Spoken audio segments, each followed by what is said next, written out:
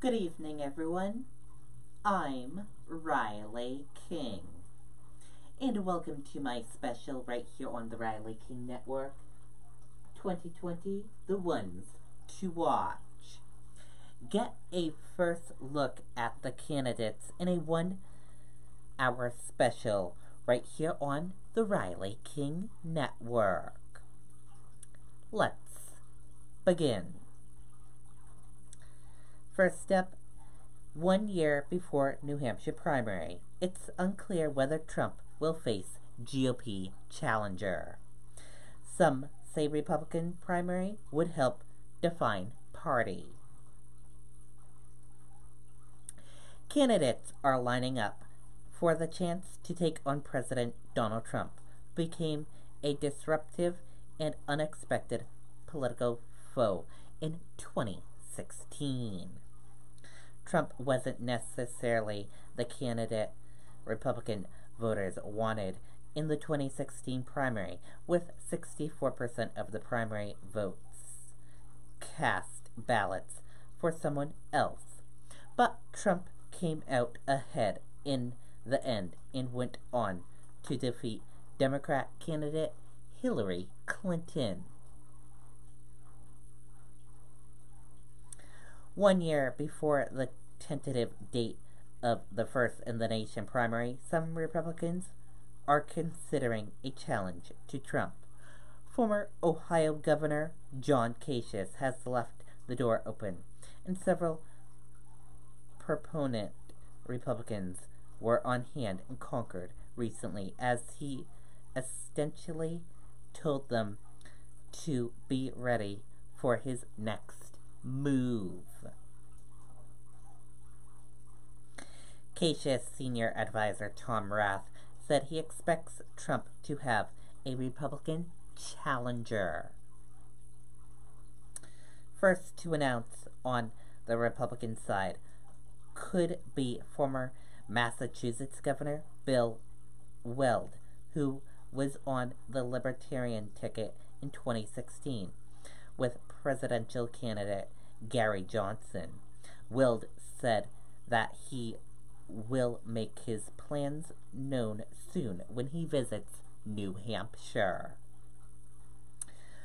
Former Arizona U.S. Senator Jeff Flake said he is not running, but current Maryland Governor Larry Hogan, who is expected to be in Iowa in March for a National Governors Association visit, has not closed the door on a run. Former New Hampshire Republican Party Chairwoman Jennifer Horn said Republicans need a primary to determine whether they're the party of Abraham Lincoln or the party of Trump.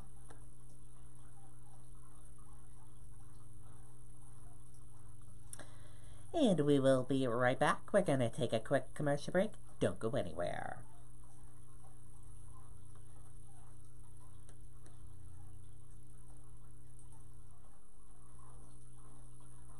Good evening, everyone. Welcome back to this special 2020 The Ones to Watch.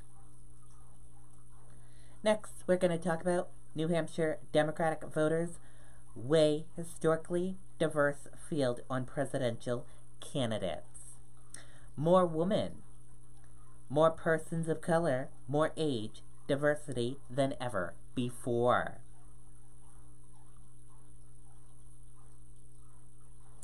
The 2020 presidential campaign has launched in New Hampshire, a revolving door of candidates hoping to make favorable first impressions on Democrat Granite Stater voters is already spinning rapidly. A full year from the anticipated date of the first in the nation primary.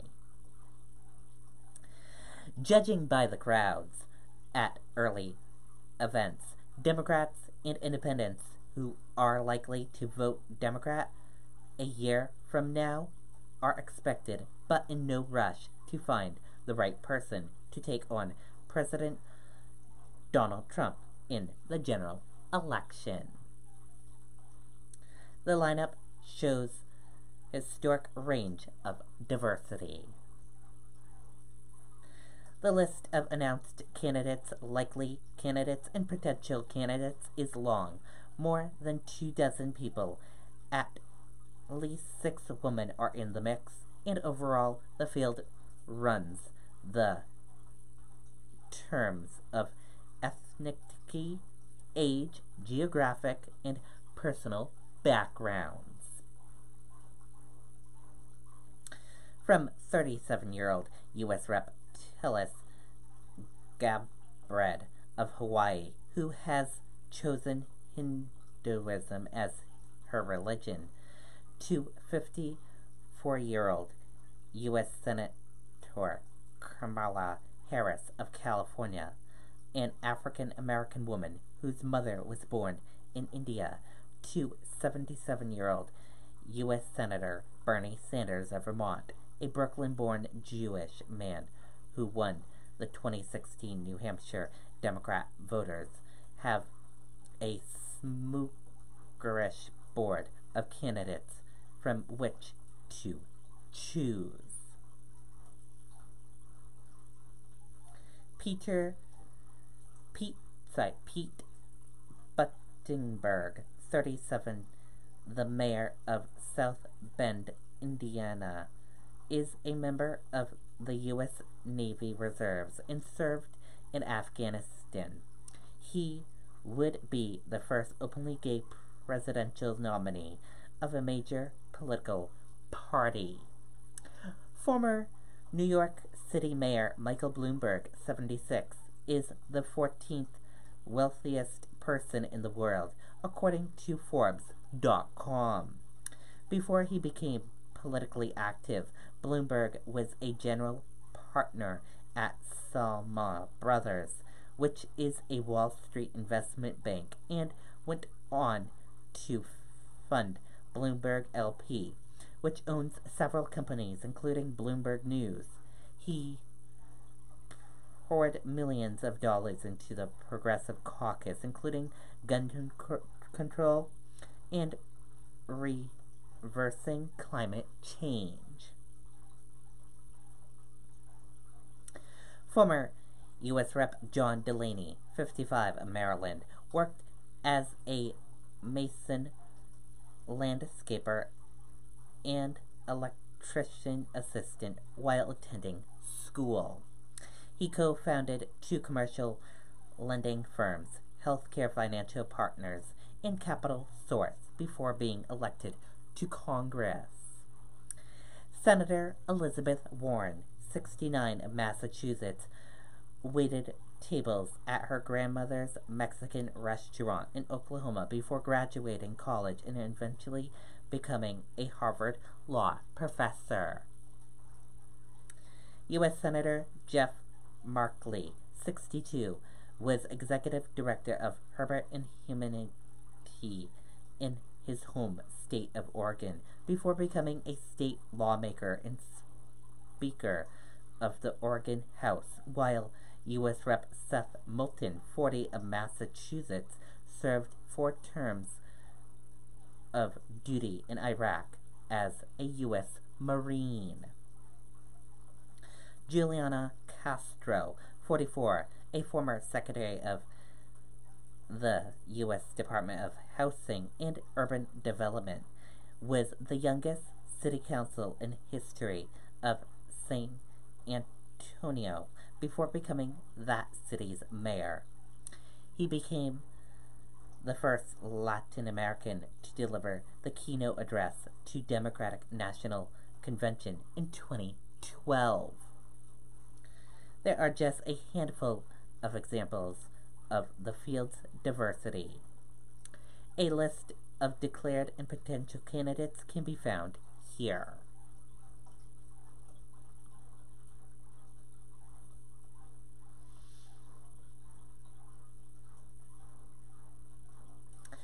It's 2019, and New Hampshire's first-in-the-nation primary campaign is gearing up quickly. Nearly a dozen Democrats have either declared candidates for president or have begun de facto campaigns with establishment of presidential exploratory committees, which has no legal distraction from campaign committee under federal law election. Others have said they are considering running and have been holding campaign-style events throughout the country, including in early voting states such as New Hampshire and Iowa. Meanwhile, President Donald Trump is the only Republican to have said that he intends to run in 2020, although some other, most prominently former Massachusetts Governor William Weld and possible former Ohio Governor John Kasich have said they are thinking about challenging him for the GOP nomination. Kasich has also not ruled out a run as an independent third-party candidate. Former Starbucks CEO Howard Schultz has indicated he is considering running as an independent.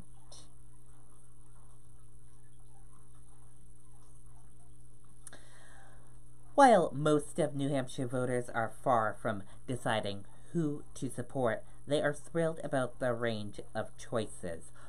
Already, large crowds have greeted candidates who have been streaming into New Hampshire.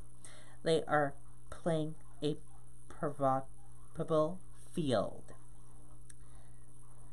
Recent interviews conducted with state Democrat activists of all ages and both genders revealed a difference of opinions on whether candidates who are women or persons of color are viewed more favorable than white men, at least at this initial stage of the campaign.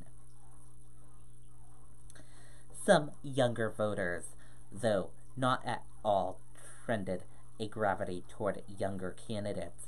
Some voters, though not all, were proposed toward women. Many voters talked about seizing an opportunity to nominate someone who could make history as a nominee and president in one way or another. Some voters said white male candidates might be in a disadvantage, but that sentiment was not unanimous either. Democrat National Committee woman Kathleen Sullivan pinpointed what she has found is the overriding consideration of voters in New Hampshire as they begin to weigh the candidates. Sullivan also said that in addition to finding a candidate who has the personal stamina and fortitude to absorb an expected bargain of disparaging tweets and harsh comments from incumbent, there are key threshold issues the candidates must address. Young voters are turning out in drives to watch and compare those in the field, said Lucas Mayer, president of New Hampshire Young Democrats, which is viewed as one of the most active and successful Young Democrat chapters in the nation. The group has hosted numerous events with potential and announced candidates for at least a year. When it comes to issues of diversity, Mayer said that with the expectation of President Barack Obama, this country has a long history of electing white men as president. This election will provide an opportunity to hopefully drive someone different representing in the White House. Sullivan said age could be an issue for some voters who may look at certain candidates as too old or too young and inexperienced. Ned Helms ran for governor in 1992 and has been deeply involved in state politics since the early 1970s. His first campaign work was on behalf of Republican U.S. Rep. Pete McCloskey, who challenged Richard Nixon on a pro-impeachment platform in 1972. Helms, a former state Democrat chair in later presidential campaign, was active for such candidates as Senator Gary Hart in 1984, Obama in 2008, and Hillary Clinton in 2016. Helms said that in the 1990s and early 1980s, it was extraordinary for women to be chosen to run for top offices. He recalled that when Walter Meadows chose Gerlinda Forbes as his running mate in 1984, it was viewed as earth-shaking. He recalled that when he lost his bid for governor in 1992, the nominee as Ann Arsa, the first woman nominated to a statewide office in New Hampshire.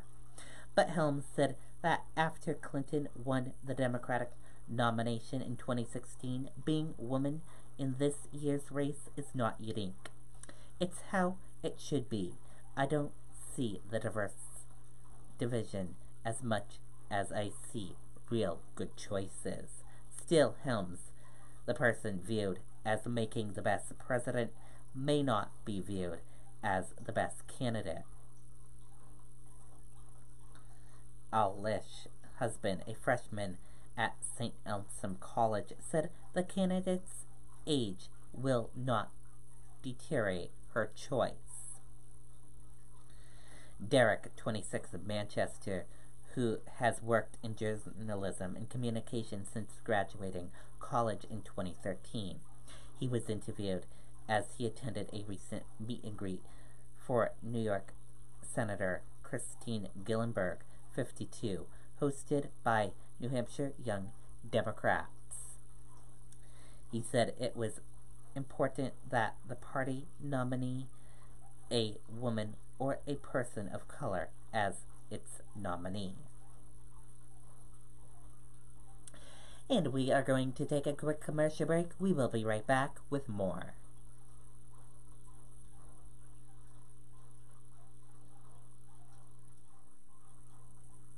Welcome back to my special Commitment 2020, The Ones to Watch. Now we're going to talk about crowded Democratic field increases importance of vintage New Hampshire style retail campaigning, while Republicans see emergence of serious primary challenger to Trump. With Democrats building what could be their largest field of serious and vibrant presidential candidates ever, the race for the party's 2020 nomination is wide open, a year before the first-in-the-nation presidential primary. Longtime political experts tell us that the field currently does not have a clear phone tuner and may not end up with one. They say that as a result, the person-to-person campaigning that has made New Hampshire primary such an important and international recognized institution will be especially crucial. And let's take a look at what each political expert said. I'm gonna let you all read it, and I will not be reading this portion. I'll let you guys read it, and I'll scroll down as you guys read.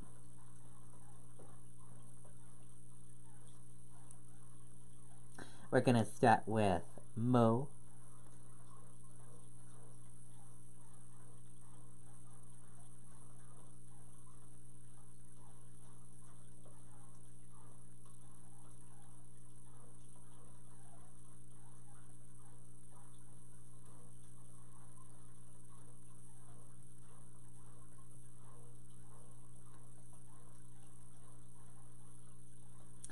The next political expert, we're going to take a look at what Bill Sheehan said.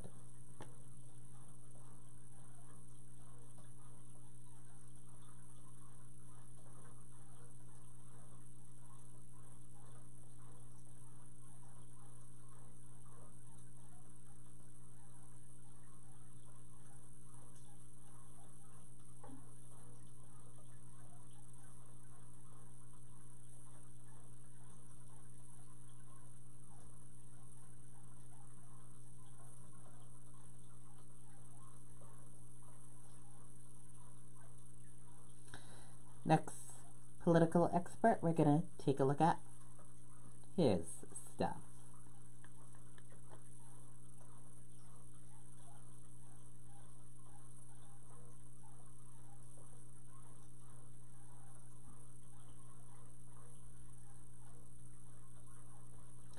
Challenge to Trump.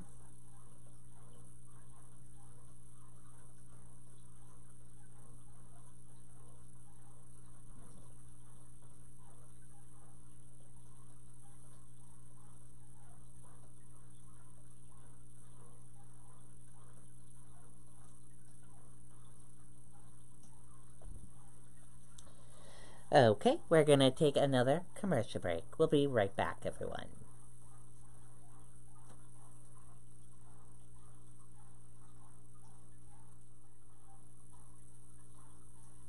Welcome back to my special Commitment 2020, the ones to watch. Now we're going to talk about presidential campaign makes history with unpredicted number of women running. Candidates aim to break country's highest glass ceiling. The growing field of 2020 presidential candidates is making history with each woman who jumps into the race. The number of women who have announced campaigns or exploratory committees is unpredicted, but some experts said that's not unexpected given the current political climate.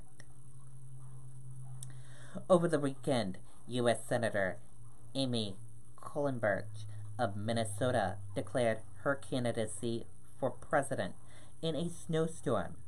U.S. Senator Elizabeth Warren of Massachusetts launched her White House bid in working-class Lawrence. They join U.S.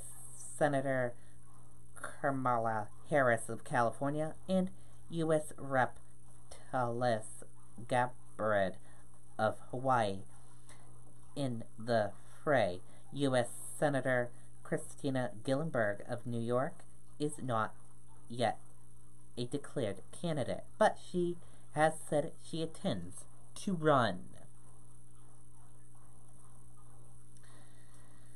I think it's a great thing, and I think it's really important to note here is that it seems like it's a norm, said Manchester Mayor Joyce Craig.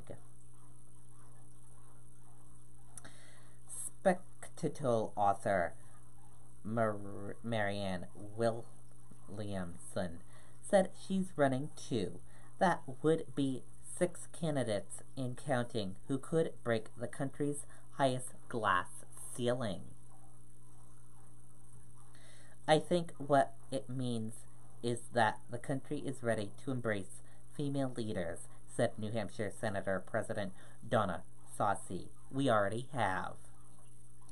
Saucy said the historic field of female candidates will find ready-made constitutions in New Hampshire. We certainly blazed a trail for women throughout the country here in New Hampshire, she said. We have the first female U.S. senators who also served as governor. We also have the second, but women have served at every level of office here. On the Democratic side, there's also a sense of wanting to average a painful loss in 2016. The fact that you have so many women in the race just shows that many people feel it's certainly past due time, said WMUR political analyst John DeStastos. And we will be right back. We're going to take a commercial break. Don't go anywhere.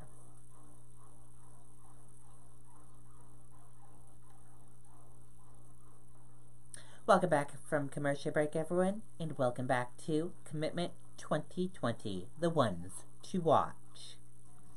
Now we're going to talk about social media attention, expected to be intense during campaign cycle. Digital campaign becomes crucial part of winning elections.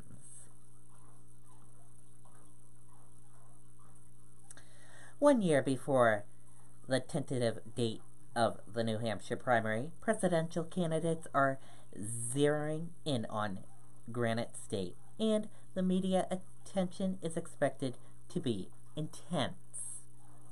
The 2016 campaign was a pressure cooker that seemed like it would be difficult to top. But 2020 could be even more intense, and social media will continue to reshape how voters get to know the candidates. The meaningful glass is on, and it has been for quite some time, said Colin Gately, digital specialist with Harvard Institute of Politics. Gately, a veteran of several New Hampshire campaigns, said the digital campaign has become a crucial aspect of winning elections, and the stakes are high. You can't win a campaign with a tweet, but you can lose one pretty quickly with a tweet, he said. With each presidential election cycle, the media certainty seem to intensify, and the throngs of reporters grow larger. Roger Carroll, managing editor of the Laconia Daily Sun, has been covering the primary for almost 40 years and said that selfless and social media have given voters their own shadeable moments, but it's made campaigning less personal and more transactional. That's kind of the way that it's involved, he said. You don't see that sort of unfretted connection between voters and candidates. While style might have changed, Carroll said the New Hampshire primary remains a key test of candidates' worthiness of the White House. The voters will ultimately make the call, he said. And we'll be right back. We're going to take another commercial break. Don't go anywhere.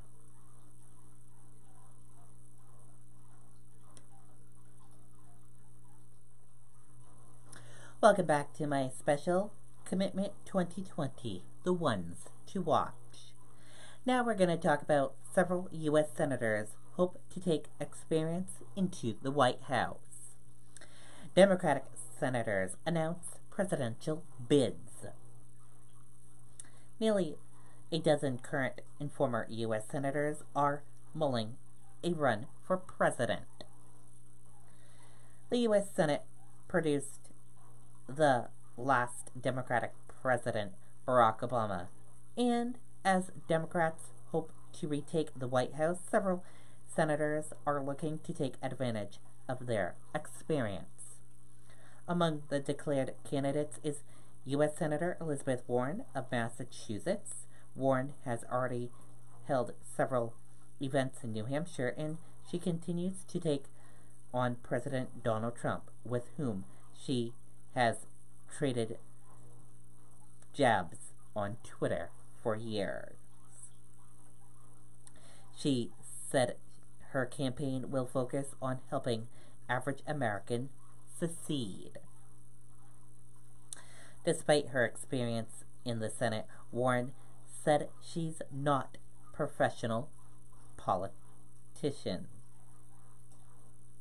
Warren came to promise with her work to establish the Consumer Financial Protection Bureau.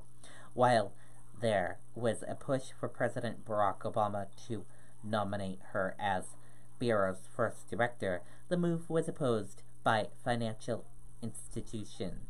Warren then successfully ran for U.S. Senate. Warren said the problem facing the country are systematic ones. One senator who has name recognition and decided base of support that's significant enough to give him the title of frontrunner is Vermont U.S. Senator Bernie Sanders. He has not made a definite statement about whether he will run. Sanders has been making a progressive argument for decades with the Democratic Party. Moving in that direction, this could be his moment. U.S. Senator Christina Gillenberg of New York has launched an exploratory committee, has connections to the Granite State. She graduated from Dartmouth College in 1988.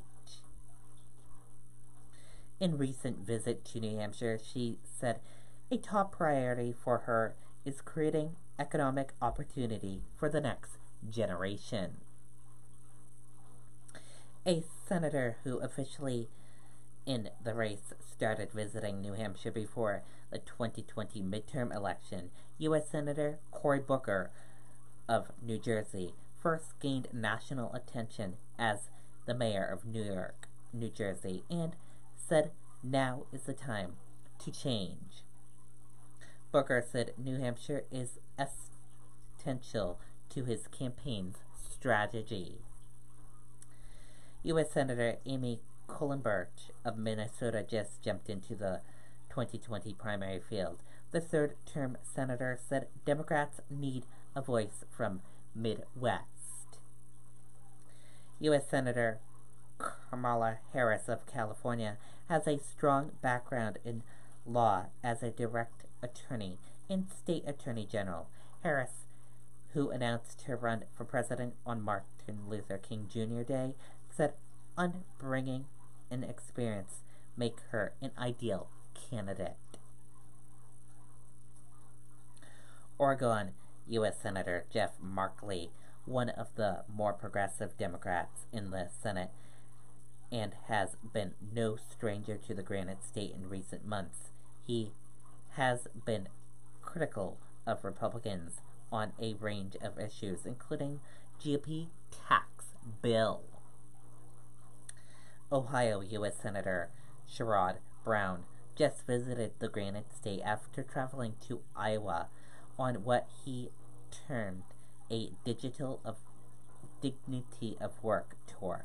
Brown made a point of going to the city of Berlin during his first trip to New Hampshire this year.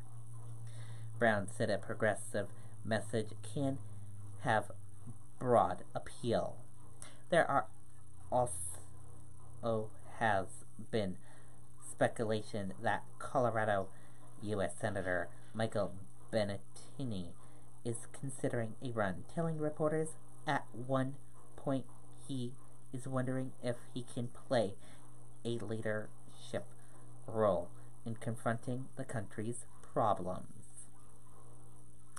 And we will be right back. We're going to take a quick commercial break. Don't go anywhere.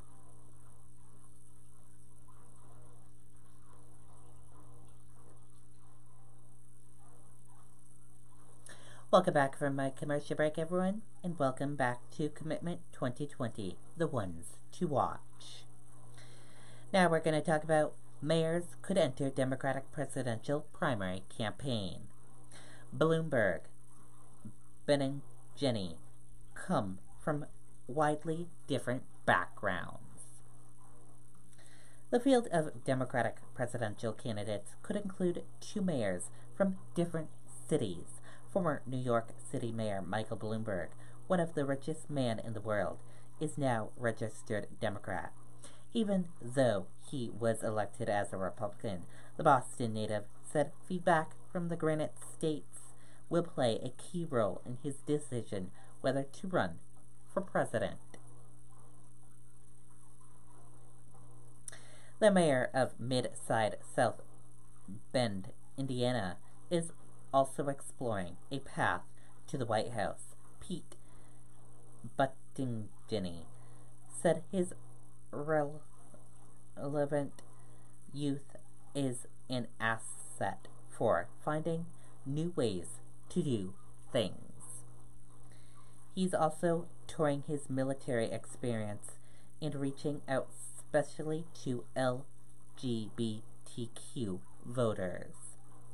Another mayor possibly is former New Orleans Mayor Mitch Landry, who is leading an initiative in southern communities to address racial and economic issues.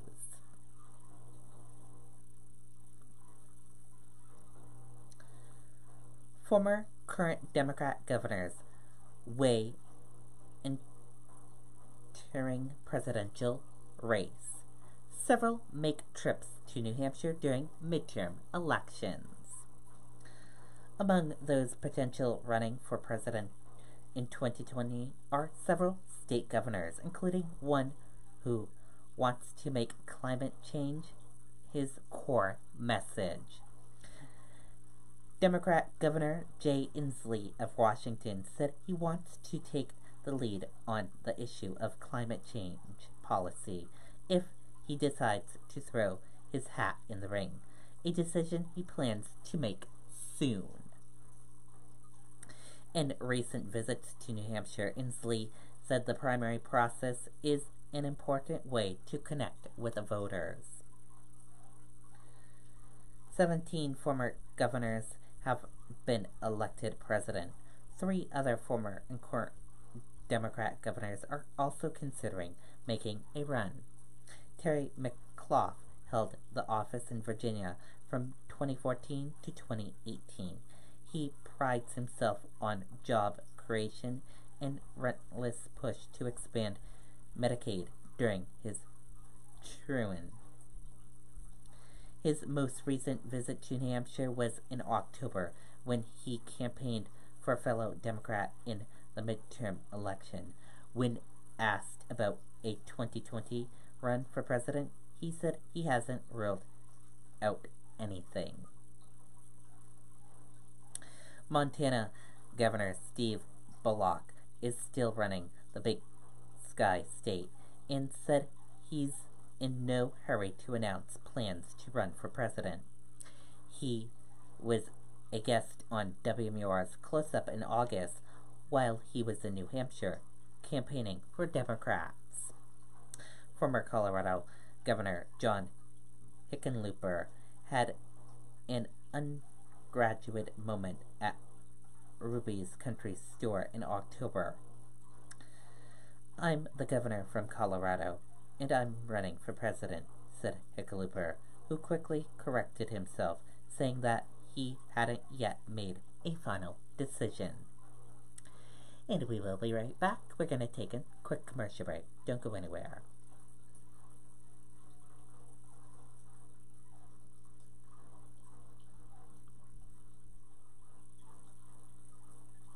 Welcome back from my commercial break, and welcome back to Commitment 2020, the ones to watch. Field of Democratic candidates include some with administration experience. Former HUD Secretary Castro says he plans to reach out directly to voters. More than 30 decades or potential candidates are posed for a White House run in 2020, including 4 with experience in past presidential administrations. Former Housing and Urban Development Secretary Juliana Castro is considering to be a long-shot candidate, but he said New Hampshire will help him stand out. Castro said he's not concerned about being an underdog because he's focused on reaching out directly to voters. Castro said his campaign will focus on issues such as health care, jobs, and education. He also said the large Democratic field will only make for stronger candidates to face Donald Trump. Other potential candidates with administrative experience include former Vice President Joe Biden, who is no stranger to New Hampshire. His presidential campaigns in 1988 and 2008 sprouted out, but he visited the state repeatedly during the administration of President Barack Obama. Biden was last in New Hampshire for a state Democratic Party in 2017, tempering down speculation by saying he's not running. Close friends in the Granite State said they believe he would make a great president, but they said he hasn't revealed anything about his future plans. Former U.S. Attorney General Eric Holder could also join the fray. His last visit to New Hampshire came 8 months ago in June. Democrats who met him were encouraged to see more than just the straight-laced lawyer they know as Attorney General. There's also speculation about another potential heavyweighter entering the race. Former Democratic candidate John Kerry has said he doubts he would run again, but some think he hasn't completely closed the door on the idea. Crowded Democratic field for presidential includes several House members. Several candidates make trips to New Hampshire. The crowded Democratic presidential field includes several current or former members of the U.S. House, including the first Democrat to officially enter the race. Former U.S. Rep. John Delaney of Maryland has been to the Granite State more than a dozen times and has established a campaign office. While he has put a heavy focus on Iowa, he said New Hampshire is just as important to his strategy. Delaney said New Hampshire voters have shared concerns about the opioid crisis and what effects technology will have on the job. U.S. Rep. Eric Swalwell of California is also considering to run for the White House. The fourth-term representative has been an outspoken critic of President Donald Trump, particularly when it comes to accusations of Russia conclusion in the 2016 election. He said it's important to reach out to New Hampshire voters. U.S. Rep. Talis Gimberter of Hawaii has officially declared her candidacy.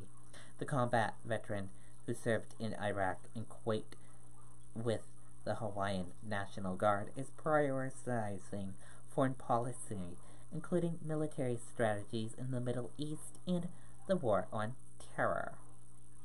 Her 2016 meeting with Syria President Bashar al-Assad raised many eyebrows, as does her previously strong opponents to same-sex marriage, an issue on which she has changed her position.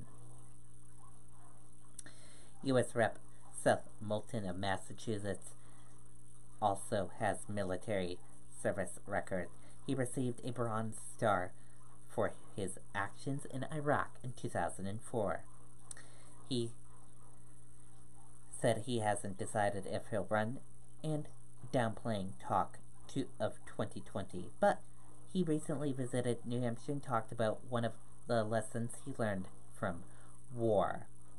Ohio Rep. Tim Ryan, a frequent flyer to the Granite State, where he has hosted fundraisers, he met with Democrats in the spring before delivering a commitment speech address at his alma mater in former Franklin Pierce Law School, which is now the University of New Hampshire of Law. And former U.S. Rep. Beto O'Rourke of Texas lost his U.S. Senate race to incumbent Senator Ted Cruz, but won significant name recognition.